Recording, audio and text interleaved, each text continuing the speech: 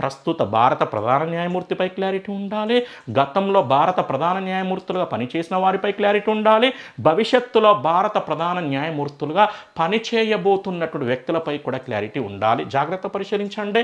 44వ justice J S Khehar, 45వ justice Deepak Mishra, 46వ justice Ranjan Gogoi, 47వ జస్టిస్ ఎస్ఏ బోబ్డే, 48వ జస్టిస్ ఎన్వి రమణ, 49వ జస్టిస్ యుయు లలిత్, 50వ జస్టిస్ డివై చంద్రచూడ్, 51వ జస్టిస్ సంజీవ్ ఖన్నా, 52వ జస్టిస్ బిఆర్ గవాయ్, 53వ జస్టిస్ సూర్యకాంతం, 54వ జస్టిస్ విక్రమ్నాథ్, 55వ జస్టిస్ బివి నాగరత్న. ఈమె పూర్తి పేరు Bengaluru Venkataramayya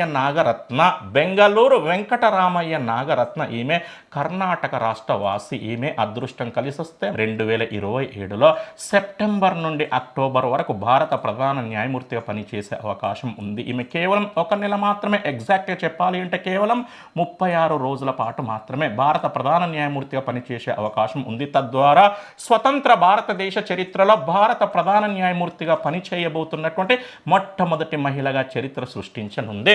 first woman CJI, first woman chief justice of India. Interesting information ఏంటంటే ఈమె తండ్రి కూడా గతంలో భారత ప్రధాన న్యాయమూర్తిగా పనిచేశాడు. అతని పేరు ఏంటంటే జస్టిస్ ఈఎస్ వెంకటరామయ్య.